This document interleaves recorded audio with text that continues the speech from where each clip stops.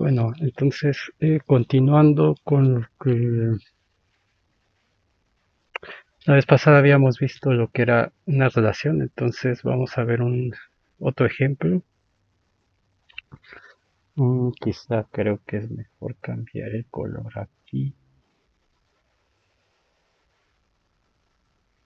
Blanco sí, es un poco mejor. Entonces, otro ejemplo.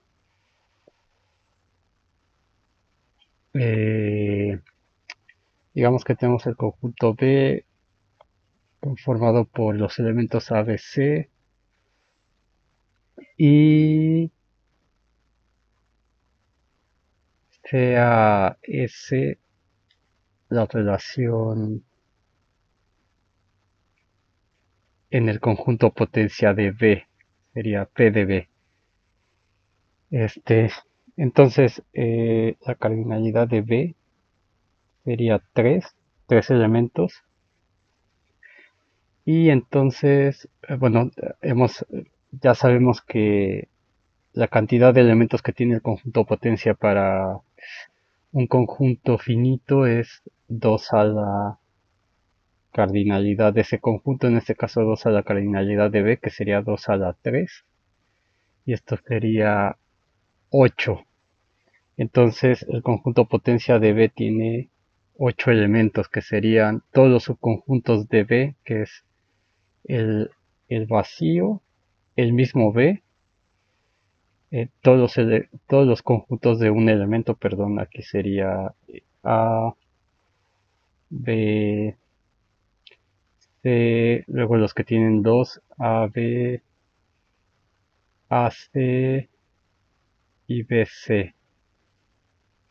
Entonces 2 4 6 8. Tenemos 8 relaciones en el conjunto potencia. Entonces la relación que tenemos aquí está definida como el, el conjunto, eh, vamos a decir, X está relacionado, ¿cómo le llamamos? S, que sería la relación.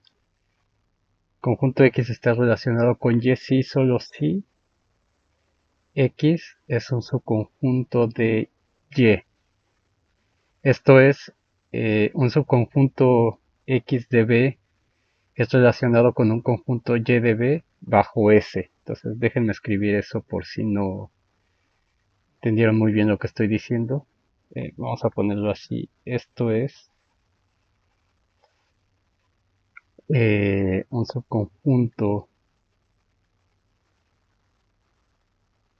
un subconjunto X de B está relacionado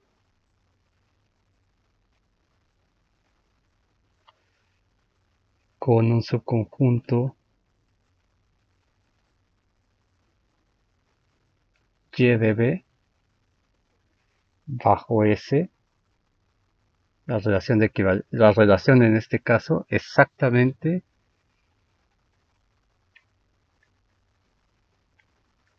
cuando X es un subconjunto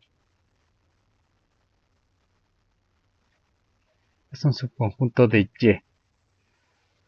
Entonces, la relación de equivalencia S es, digamos, equivale a ser subconjunto o este o esta cosa podría ser considerada,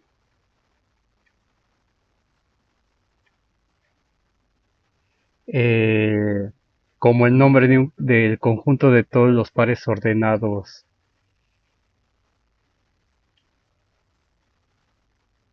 de todos los pares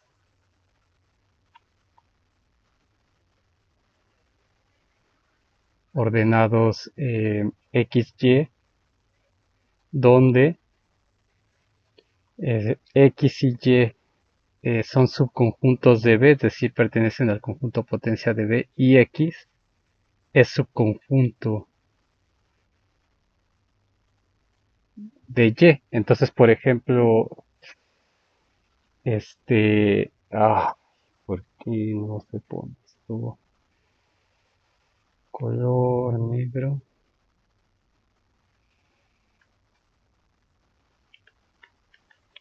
Y ahora está, y ahora déjenme ver si...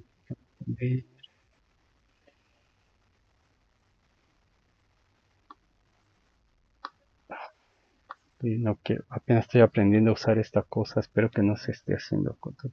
Pues por ejemplo, el conjunto que contiene A está relacionado con esta relación de equivalencia que llamamos, pero, perdón, no de equivalencia, con esta relación S, o sea, A está relacionado con AB, por ejemplo, porque A es un subconjunto, este es un subconjunto del conjunto AB, por ejemplo, según lo que habíamos dicho anteriormente.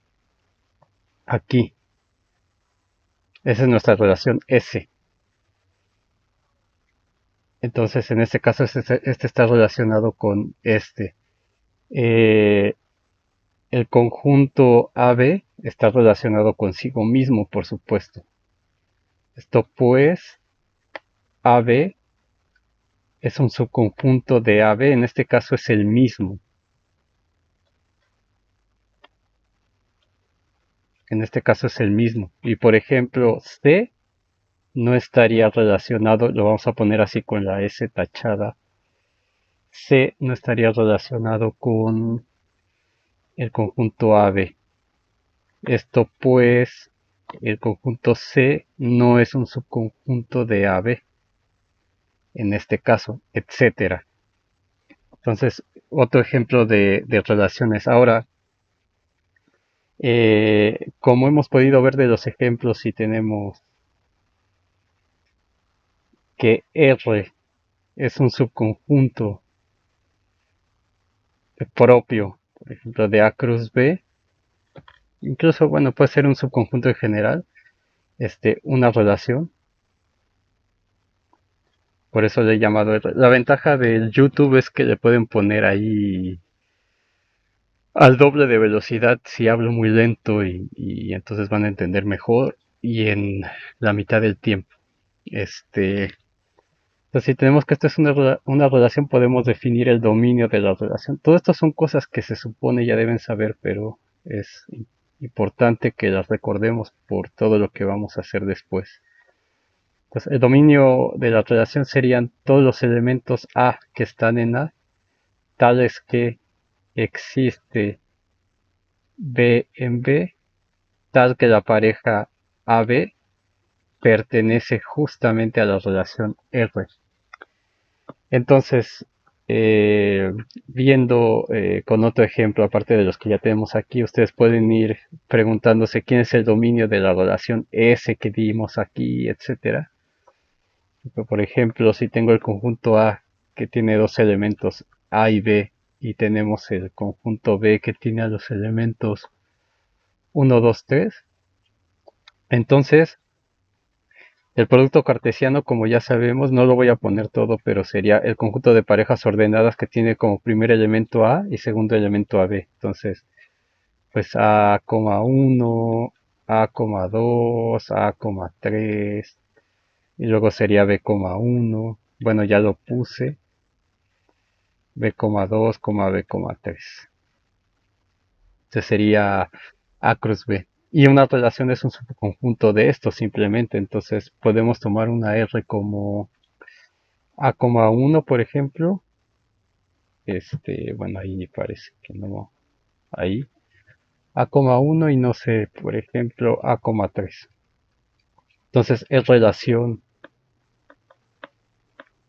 una relación puesto que R es un subconjunto, en este caso un subconjunto propio de A cruz B.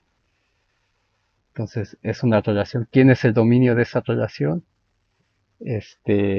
Pues A pertenece al dominio de R porque son todos los elementos que están en A, tales que existe un B en B, en este caso 1, para A existe 1, si lo quieren ver así, para A que está en A, existe 1 que está en B, tal que A,1 está en R. Entonces ese elemento A pertenece al dominio de R y de hecho aquí no dice que exista un único, existe el 1 y también existe el 3. puesto que A, 3 también está en R. Entonces el dominio de R en este caso, este, solamente es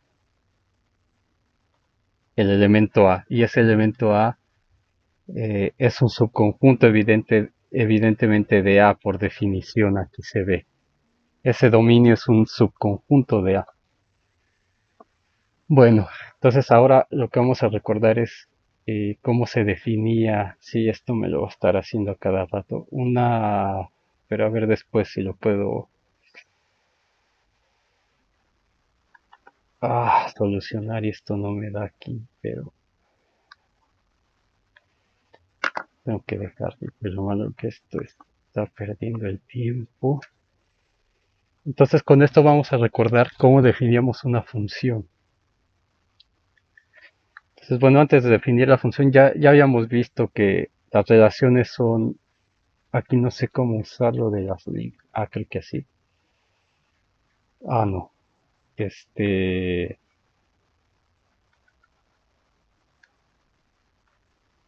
sí.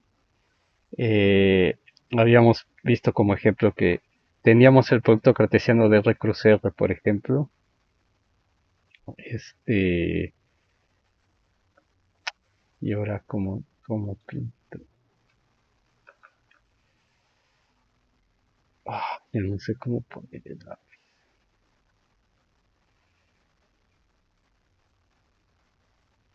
Este, supongamos que, bueno, habíamos visto que si tenemos R, teníamos R cruz R. Entonces, esto era precisamente todo el plano cartesiano que es lo que conocemos como R2. Entonces, y habíamos pintado subconjuntos aquí, por ejemplo, habíamos puesto una circunferencia, subconjunto de puntos aquí. Entonces, este conjunto de puntos era una relación porque este conjunto de puntos es un subconjunto del producto cartesiano de R con R, por ejemplo. Entonces, visto en términos geométricos, es una curva que está en el espacio R2. Ahora, pero de lo que ya sabemos, evidentemente esta relación no es una función, no es, y podemos aplicar fácilmente la prueba de la recta vertical, en donde pues cruza en más de un punto a la gráfica, entonces no es una función en todo su dominio. Y lo que hacemos es justamente solamente tomar la parte positiva de la raíz cuadrada, etcétera, etcétera. Eso ya lo sabemos. Entonces, ¿qué va a ser una función? Recordando, no me gusta cómo se ve esto, pero ni modo, solamente por hoy. Definición, creo que era la tercera. Definición, entonces vamos a decir sea XY conjuntos no vacíos. Excluimos al vacío por lo que ya creo que mencioné la vez pasada. Para no estar demostrando las cosas suponiendo que este es vacío, entonces eso nos va a ahorrar un poco de trabajo y en las cosas que vamos a trabajar evidentemente no vamos a considerar conjuntos vacíos. Entonces tenemos dos conjuntos que no son vacíos eh,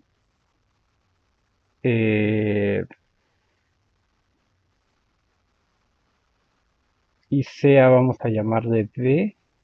Bueno, aunque no sé si esto nos pueda confundir. No, vamos a llamarle D por el dominio, sea D eh, un subconjunto de X, evidentemente no vacío. Esto no lo tengo que decir, pero porque X no es vacío en este caso. Entonces D si es subconjunto de X no es. Podría ser el vacío justamente porque el vacío es subconjunto de todo conjunto, entonces ahí recalco que no es el conjunto vacío.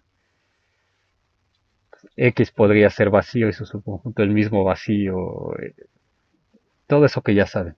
Entonces vamos a pedir que este D no sea vacío también. De X. Entonces decimos que f es una función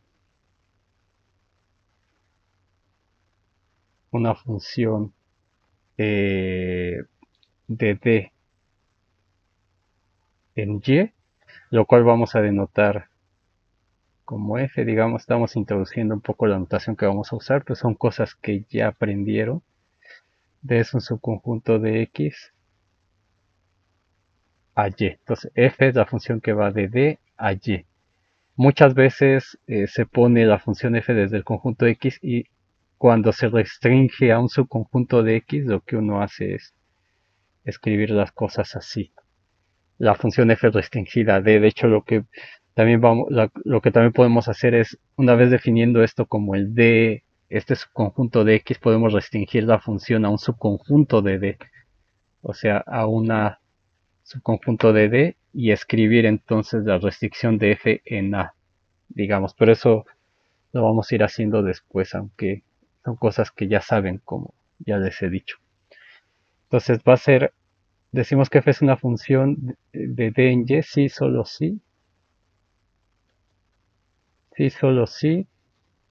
Se cumplen tres condiciones. La primera es que f es una relación.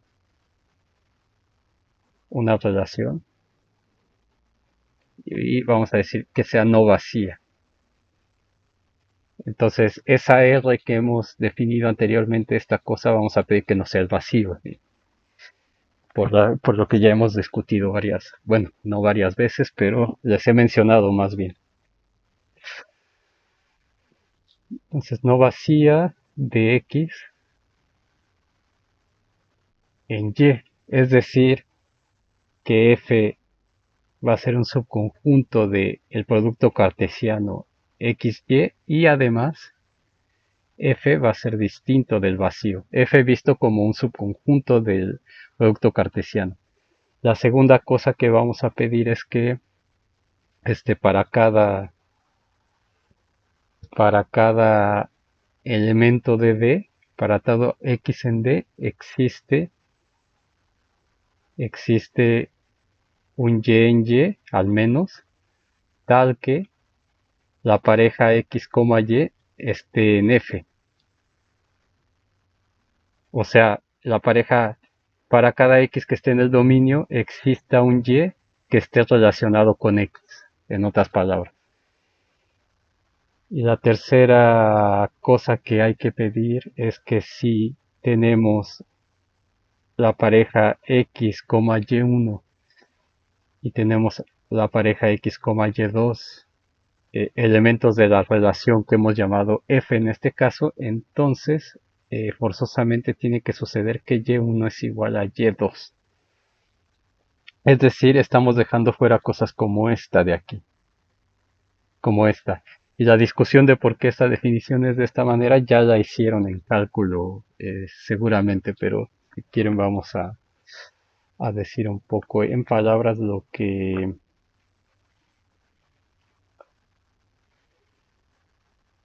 dice la definición. Déjenme en este cuaderno, color, tal vez no se puede con la pluma esta, que me gusta más cómo se ve el negro que el blanco. Entonces, en palabras, este, una función de D contenido en X en Y es un subconjunto no vacío de F.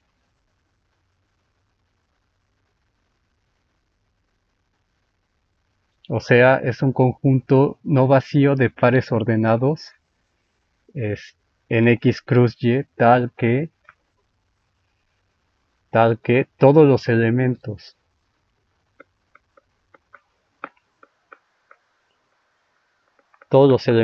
X que están en el conjunto D aparecen como primeros elementos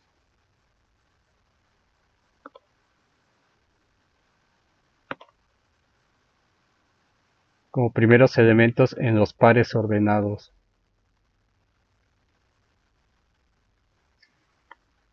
X, Y. Y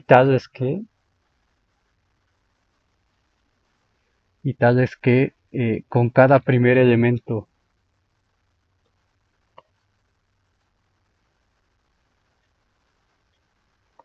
X en D, en el par ordenado existe solo un elemento relacionado con el uno y solo uno. Vamos a ponerle aquí, sería uno y solo un elemento. Existe uno y solo un elemento en palabras. Entonces lo que quiere decir es que si lo pensamos en términos de estas cosas, tenemos un conjunto X, un conjunto Y. Entonces aquí metido tenemos al conjunto D como un subconjunto de X que podría ser todo X. Y entonces lo que dice la definición es que todo elemento que esté aquí, todo elemento que esté aquí, va a tener su correspondiente elemento en Y.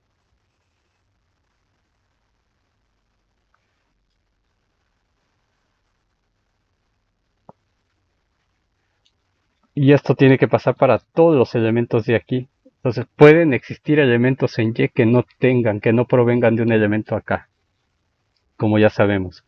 Y lo que no puede suceder es que este elemento vaya a dos elementos distintos acá. Entonces la definición prohíbe esto. Y repito, la razón de esto seguramente la entienden de manera perfecta con los ejemplos que discutieron en cálculo o en álgebra en los primeros semestres de la carrera, ¿no? O sea, cosas como, eh, por ejemplo, número de estudiantes con número de sillas en un salón. Entonces, el número de... No puede suceder que algún estudiante se quede sin silla, digamos, en principio, en un mundo ideal. Entonces puede ser que hayan entrado, no sé, 30 estudiantes y que en el salón hayan 40 sillas, por ejemplo. Entonces puede suceder que queden sillas vacías. Entonces yo aquí tengo 40 sillas y acá tengo 30 estudiantes. Lo ideal es que cada estudiante vaya a una silla. Entonces no puede suceder que un estudiante, digamos, esté en dos sillas al mismo tiempo, ¿me explico? O sea, si tengo un estudiante, no puede ser que quede sentado en dos sillas a la vez. Entonces es como algo antinatural. Pero sí puede suceder que dos estudiantes, este X y un X' aquí, vayan a la misma silla, ¿no? O como sucede en los aviones, por ejemplo, que viaja el papá o la mamá o la abuela o lo que sea con un niño pequeño y lo carga en sus piernas, entonces ahí dos personas ocuparían el mismo asiento. Entonces, desde el punto de vista de estas identificaciones, eso es natural que pueda suceder, pero lo otro no. A menos no en física clásica, digamos, ¿no? Si ya estamos hablando de cosas cuánticas, este tipo de cosas eh, no son de esta forma precisamente. Entonces se extienden esas ideas a cosas un poco más complejas, pero estando en la cosa clásica, pues eso es como algo antinatural. Entonces puede ser que sobren sillas por acá, sobren elementos por acá, que no todos estén cubiertos por elementos de aquí, pero todos los de aquí tienen que estar relacionados con uno de acá, como ya hemos explicado. Entonces a ese conjunto de se le llama el dominio de f de la función. Muchas veces lo vamos a denotar así, como d sub f. En algunos libros lo ponen como dom f, por ejemplo. Entonces son diferentes notaciones de la misma cosa. Y X es el supply o el... No, Y, perdón. X, no, sí. X le llaman el supply, o sea, el que provee, digamos, a la función. Y Y le llaman el conjunto objetivo, digamos. Así lo van a ver muchas veces. Y X es el conjunto objetivo en los libros, justamente. Entonces este X es el que provee, este D es el dominio de la función f y este Y es el conjunto objetivo, digamos. Ahora, ¿cómo definimos la relación? Eh, Otra vez voy a tener. Creo que ya sé por qué pasó esto, pero no quiero perder tiempo, ya que creo que esta clase es de 1 hora. Entonces, y al conjunto de las imágenes, o sea, todos estos elementos, por ejemplo, los estudiantes van a el número de sillas. Entonces, las sillas que tienen un estudiante encima van a ser un subconjunto del conjunto Y. Y ese subconjunto va a tener un nombre especial que es el rango o la imagen. La imagen de F, le ponen así, la imagen de F o rango de F. Entonces muchas veces lo ponen como IF o RDF. Por ejemplo, en álgebra lineal usan mucho esta palabra, la palabra rango. Entonces, es exactamente lo mismo. Y ese va a ser el conjunto de elementos en Y, tales que existe un X en el dominio tal que X, Y, X está relacionado con Y. O es decir, que está justo que está relacionado con Y, es decir, que pertenece a F. Entonces, este conjunto, el conjunto de todos los elementos de Y, que es este que hemos escrito aquí, para el cual la pareja ordenada X, Y está en F para algún X en D, se llama el rango o la imagen de F. Ahora, en el caso en el cual los conjuntos X y Y sean el conjunto de números reales, o sea, aquí estamos hablando en general porque lo que vamos a estudiar aquí son espacios topológicos, en principio. Con las cosas que vamos a hacer, bueno, vamos a trabajar con los números reales en, en muchos casos, pero se puede hacer en general. Pero para el caso particular donde si X es igual a Y y esos son los números reales, entonces vamos a hablar de las funciones de variable real. O también les llaman R evaluadas en este lenguaje topológico. Función de variable real. Entonces, por supuesto, vamos a tener funciones donde X sea R2, por ejemplo. Son cosas que ya estudiaron en cálculo. X sea Rn, Y sea Rm. Entonces van a tener una función vectorial de variable vectorial o una función vectorial de variable real o una función real de variable vectorial, dependiendo cómo sea esto. O en el caso de variable compleja donde X es eh, el, el conjunto C que es isomorfo R2, entonces estarán hablando de una función de, de variable compleja justamente, etcétera. Entonces, ese tipo de cosas es topología diferencial, recuerden, pero necesitamos recordar varias cosas básicas como esto, un poco para, por si ya se les olvidó, lo tengan más fresco conforme vayan revisando este material y puedan hacer los pocos ejercicios que les iremos dejando para su tarea en cada uno de los módulos. Entonces, nosotros vamos a hablar acá de mapeos, vamos a utilizar esa palabrita especial de mapeo y no de función. Entonces vamos a definir lo que vamos a entender como mapeo. Por supuesto, todas las cosas y teoremas cosas que vieron en cálculo relacionadas con funciones cuando estemos hablando de que X es un Rn, Y es un Rm, van a ser válidas acá.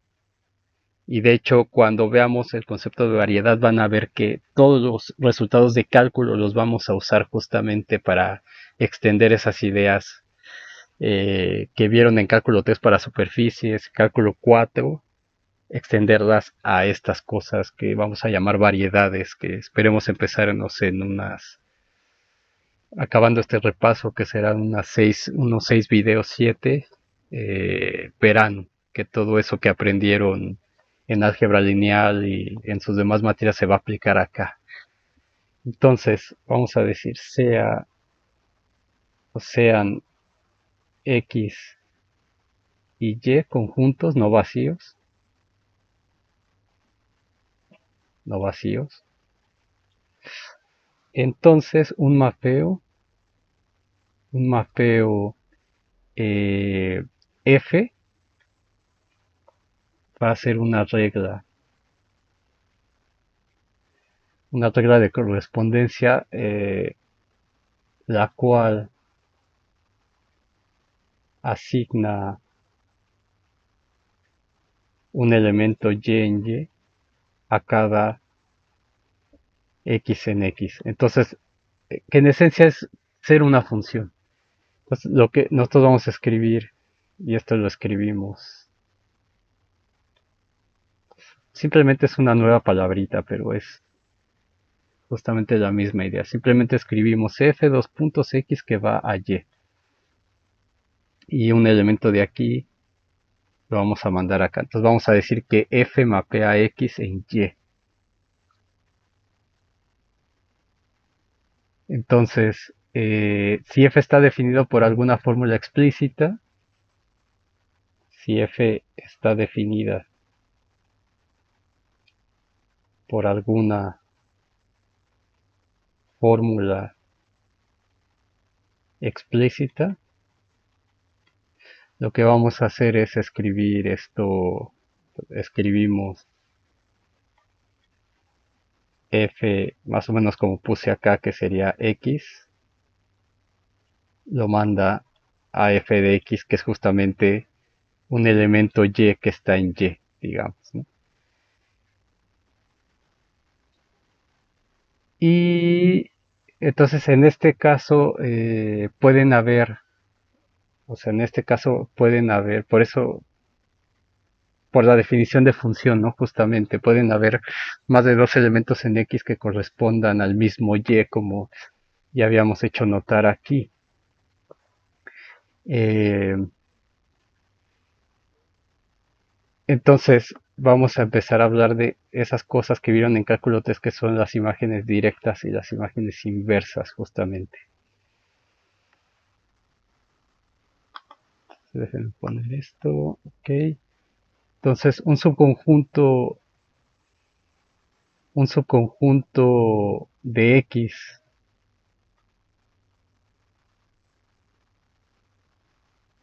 un subconjunto de X cuyos elementos son mapeados. Entonces ya vamos a decir mapear. Mapear es un mapeo, etcétera. Cuyos elementos son mapeados en Y, en un elemento Y de Y, bajo F, se llama la imagen inversa de Y.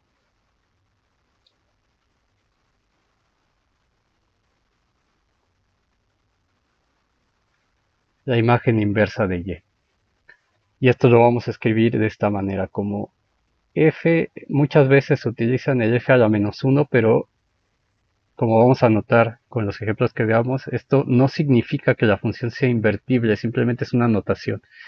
Entonces es mejor utilizar la notación F estrella arriba para saber que nos estamos refiriendo a la imagen inversa, pero no a la función inversa de la función.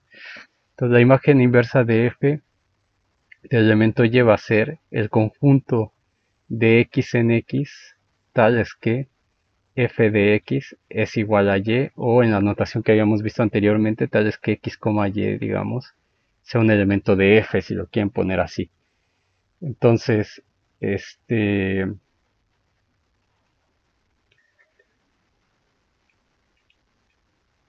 ok, entonces f, ¿qué iba a decir? Entonces, x es el dominio del mapeo, mientras y es el rango del mapeo también. Y entonces la imagen de f, o la imagen del mapeo, vamos a decir, r de t, r de f, perdón, o lo podemos escribir como f de x grande, así. F de x va a ser el conjunto de todas las y en y, tales que y es igual a f de x para alguna x en y, para alguna x que pertenece a y. Y eso es un subconjunto de y por cómo está definido justamente. Entonces, noten que, que un mapeo está definido sin especificar el dominio y el rango. Esa es la cuestión. O sea, la diferencia es que aquí no estamos diciendo quién es el dominio y el rango. No estamos especificando quiénes son. Entonces, vamos a poner eso como una observación. Eh, note o notar que un mapeo, eh, bueno, lo dije mal más bien. Notar que un mapeo no puede, perdón, dije que estaba definido, ¿no? Que un mapeo no puede definirse o estar definido, vamos a ponerlo así, no puede estar definido sin especificar o sin decir el dominio y el rango, perdón. Lo dije mal, pero bueno, aquí ya lo escribí. El dominio y el rango. No puede estar definido así sin decir quiénes son. Entonces, con esto que puse aquí vamos a dar la definición formal de lo que es la imagen directa y la imagen inversa. Es algo que vamos a estar usando constantemente acá. Entonces vamos a ponerlo como la definición número 5. Sea f de x en y un mapeo y sean x un subconjunto de, no x, no, un a subconjunto de x y b un subconjunto de y, subconjuntos propios. Entonces vamos a definir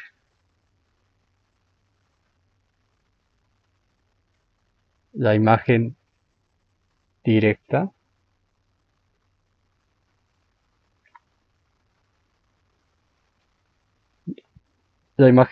del mapeo f como f estrella abajo de a. Creo que acá, a ver, déjenme ver cómo lo puse. Aquí le puse el cuadrito, no, perdón, es al revés. Déjenme quitarle aquí. Entonces aquí es FY, perdón, F a la menos 1 de Y, justo para diferenciar de la inversa, y aquí sí podemos poner así. Pues la imagen directa de A bajo F, que también se puede escribir como F corchete A, imagen directa de todo el conjunto A, va a ser el conjunto de todos los f de x tales que x está en A. Y la imagen inversa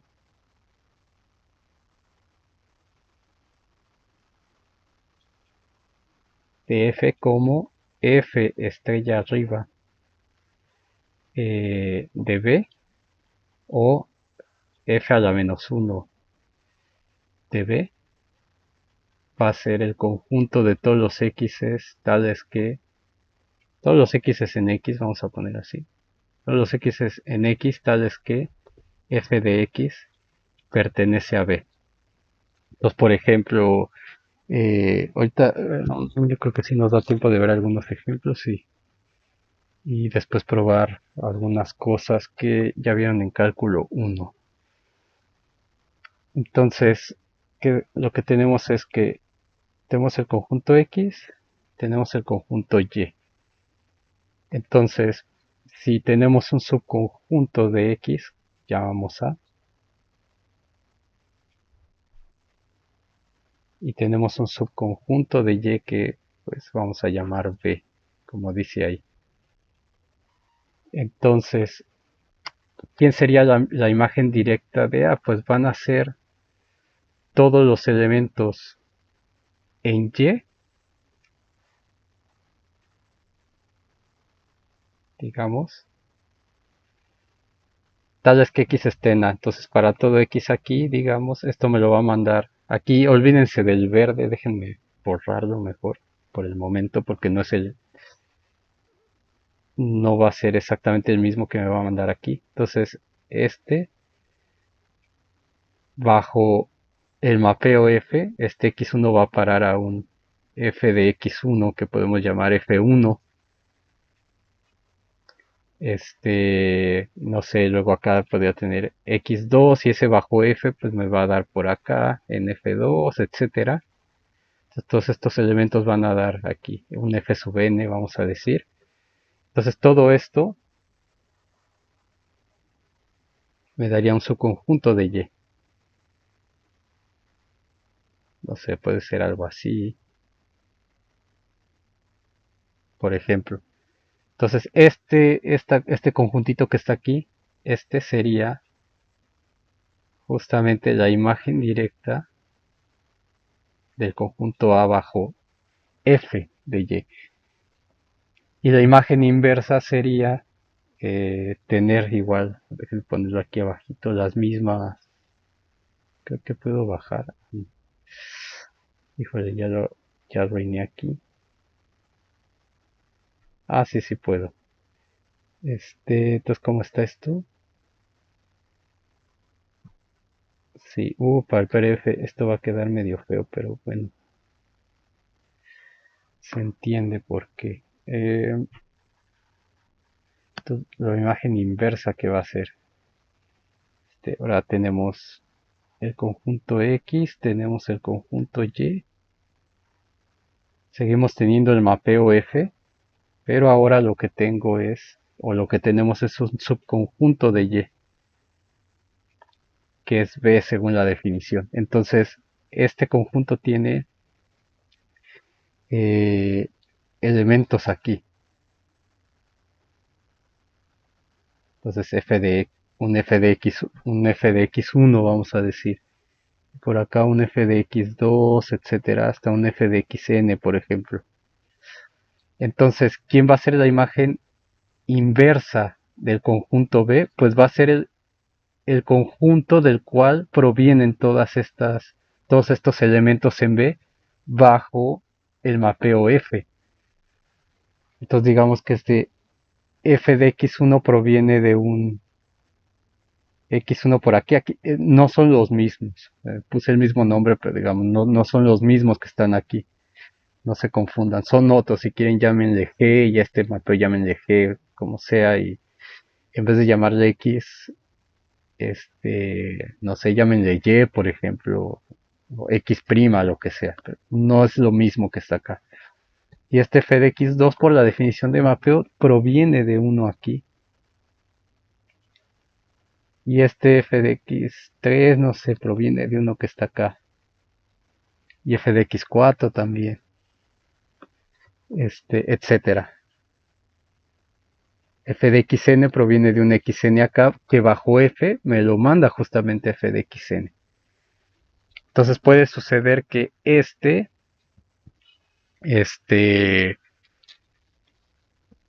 por ejemplo, que f de x1 y f de x2 provengan del mismo x2, por ejemplo, y que no haya un x3, por ejemplo,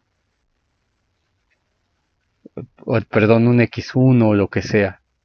Entonces todo este subconjunto de x que está aquí, del cual provienen todos estos, va a ser la imagen inversa de B bajo F. Entonces esto ya lo saben, simplemente es para recordar un poquito cómo, y ya voy a seguir haciendo esto aquí para lo del PDF. Entonces, vamos a ver un ejemplo con numeritos. Por ejemplo,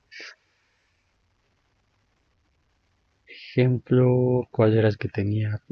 Sí, por ejemplo, digamos que tenemos la función f, funciones que ya conocemos. Una función que va de R en R,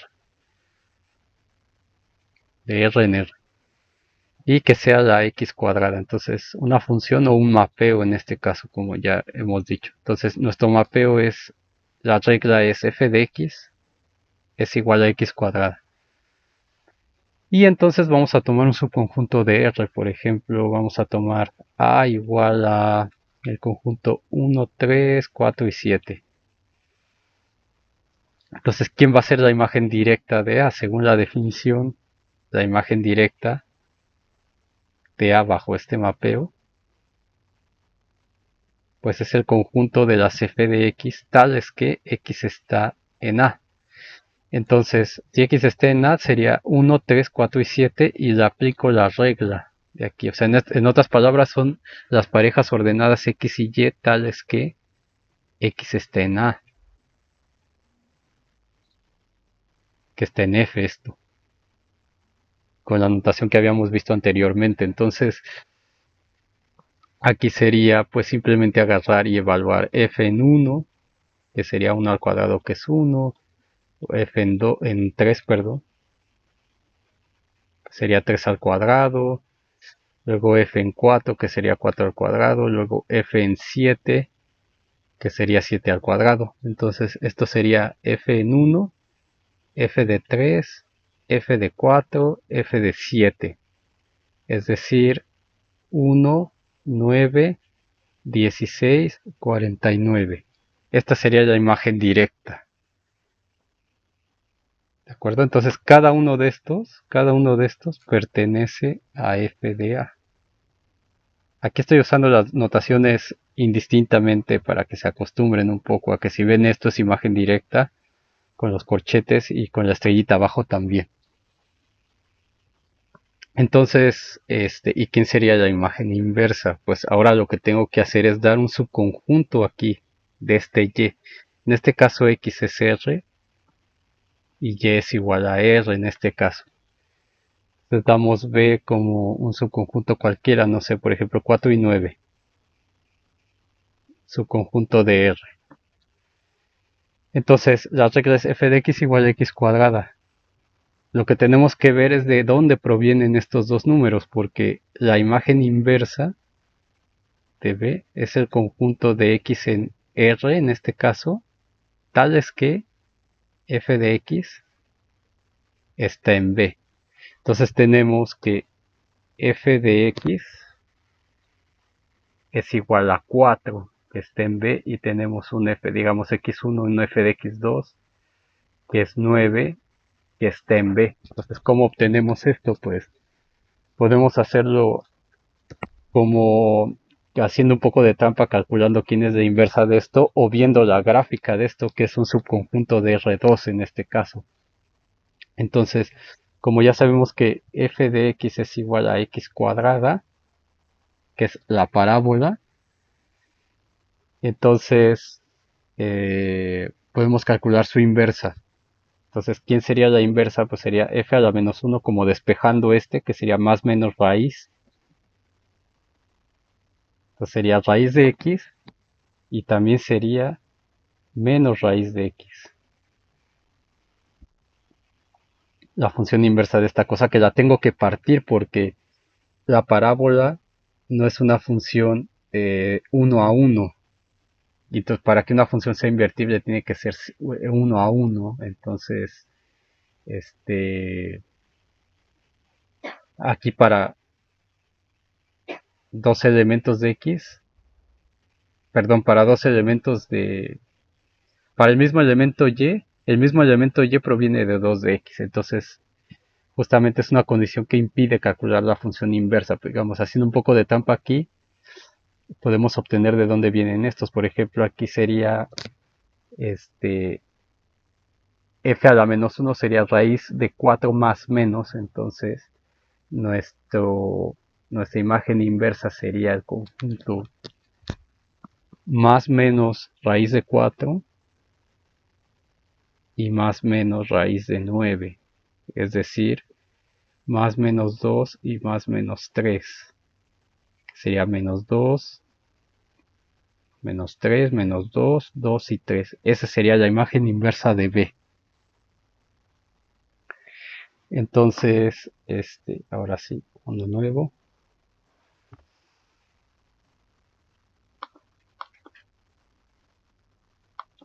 Esto si les aburre se lo pueden saltar poco a poco. Poco a poco estaremos viendo cosas un poco más interesantes, pero bueno, tenemos que entender esto para quien todavía no lo tenga claro. Entonces, vean aquí, si hacemos la gráfica más o menos para entender qué significa lo que estamos haciendo, este, esto, porque no puedo,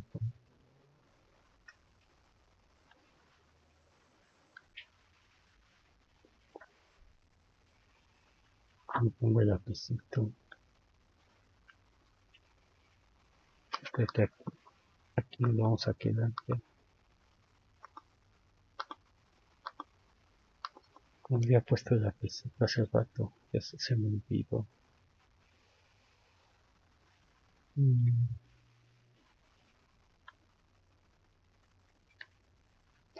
Rayos,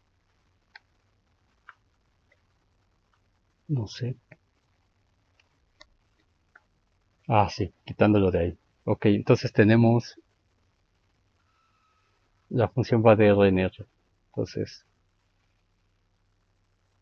digamos la gráfica es esta, algo así, ¿no? Pues para la imagen directa tenemos un subconjunto de R que está en el dominio que era el conjunto 1, 2, 3, 4 y 7. 4 y 7. Entonces, los elementos que corresponden a esto, con la f de x igual a raíz de x, perdón, a x cuadrada, es 1, 9, 16,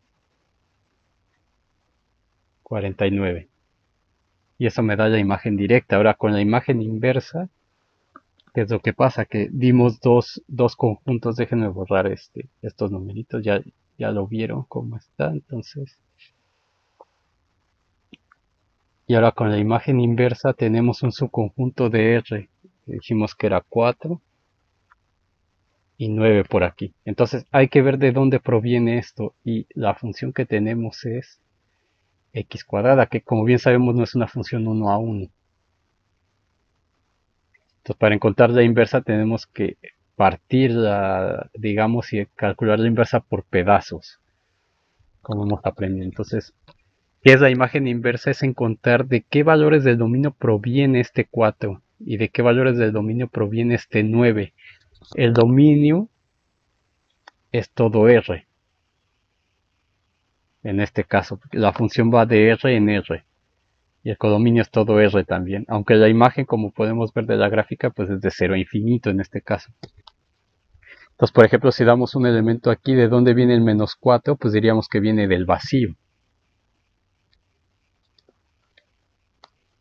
¿De acuerdo? Espero que esté claro eso. Entonces, ¿de dónde proviene el 4? Pues de dos elementos, que es el 2, porque 2 al cuadrado es 4, según la regla que está aquí, y del menos 2, porque menos 2 al cuadrado es 4. ¿Y de dónde proviene el 9? Dado que el dominio es todo R, si el dominio estuviera restringido a los positivos nada más, pues solamente sería el 2 y no tendría el menos 2. Lo mismo con el 9 proviene de quién, del 3, porque 3 al cuadrado es 9, pero también proviene del menos 3 porque Menos 3 al cuadrado es 9 y ese es parte del dominio de X también. Y entonces tengo lo que teníamos acá, ¿no? Lo que teníamos aquí. Menos 3, menos 2, 2 y 3 como elementos del dominio. Entonces, otro ejemplo. Y con esto acabamos la hora de hoy. Entonces, digamos que tenemos este mm,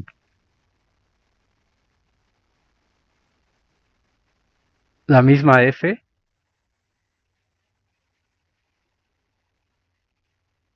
la misma f, y digamos ahora que tomamos el conjunto A igual a 1,4. Entonces, este A evidentemente es un subconjunto de R. Entonces, ¿quién es la imagen directa de este conjunto? Pues de 1,4 sería, o sea, lo que tenemos es, perdón, es el 1,4, ¿dónde está? 1, 4. Entonces simplemente, y acá tenemos nuestra relación. Entonces, todos estos es elevar este al cuadrado por las propiedades de los números reales, pues ya sabemos que esto proviene de este intervalo de acá, que sería el intervalo 1,16. Por ejemplo, entonces la imagen directa en este caso es el intervalo abierto 1,16. Ahora, ok, ¿de dónde proviene? Ahora vamos a poner b igual a 1,4. Entonces, 1,4 es un subconjunto de R, que es Y en este caso. Este R es X. Entonces la pregunta es, ¿quién es la imagen inversa? ¿Quién es la imagen inversa de todo el intervalo 1,4? Pues como lo que hemos visto, aquí lo voy a poner, voy a encimarlo con otro color. La gráfica es todo esto en realidad. Entonces cuando quiero ver de dónde proviene el 1 proviene de estos dos. Del 1 y el menos 1. Y cada uno de estos, de aquí, proviene del positivo y del negativo de este lado, hasta llegar al 4, al 16, perdón, que proviene del 4 y del menos 4. Entonces, en este caso, la imagen inversa de 1,4 sería el intervalo, este, 16 puse, déjenme ponerle, que ya puse 1,4, perdón, ahí me equivoqué. Sería, déjenme ponerle aquí 4. Y déjenme borrar esto que puse aquí. No me había fijado qué es lo que había puesto. Entonces este viene de acá, del 2, menos 2, y este viene del 2. Y esto pues, estaba bien, ¿no? Pero entonces, ¿quién es la imagen inversa de 1,4? Pues es menos 2, menos 1, este intervalito de aquí, unión 1,2. Unión 1,2. Y entonces aquí podemos ver que no se cumple, por ejemplo, que f a la menos 1 no es igual que la imagen inversa, que es lo que les decía hace rato, no confundir. Para que esto fuera cierto, según los teoremas que demostraron en cálculo 1, habría que ver y en álgebra, que la composición de f con su inversa sea igual a la inversa de f con f, y eso me tiene que dar igual a la identidad en el conjunto que tengo. En el caso de los reales, la identidad es el 1, o en el caso de las funciones reales, perdón, la identidad es el 1, ¿no? Entonces, si yo intento hacer eso, tendría f inversa compuesta con f directa. ¿En qué, ¿En qué conjunto? Pues en el conjunto 1,2, por ejemplo, que es el que hemos analizado aquí. Entonces, en el conjunto 1,2, si le aplico la imagen, esto sería la imagen inversa de la imagen directa en 1,2, la imagen inversa directa de 1,2 esa la podemos obtener fácilmente y es 1,4. Entonces, esto es la imagen inversa del intervalo 1,4. Por eso saqué este de aquí, pensando en este ejemplo. ¿Y qué es la imagen inversa de 1,4? Pues es el intervalo menos 2, menos 1 unión 1,2. Y ahora si yo calculo el otro, tendría, que justamente no es la identidad, ¿no? No es la identidad. Entonces desde ahí ya no se cumple esto. Me da un intervalo aquí. Y justamente esto lo que me dice es que f inversa no es f a la menos 1. Entonces, este ejemplo sirve para no confundir con eso. En la siguiente hora vamos a demostrar algunas propiedades de las imágenes inversas directas. Algunas se quedarán ahí para que lo haga porque ya lo hicieron en cálculo. Y entonces nos vemos en la siguiente clase.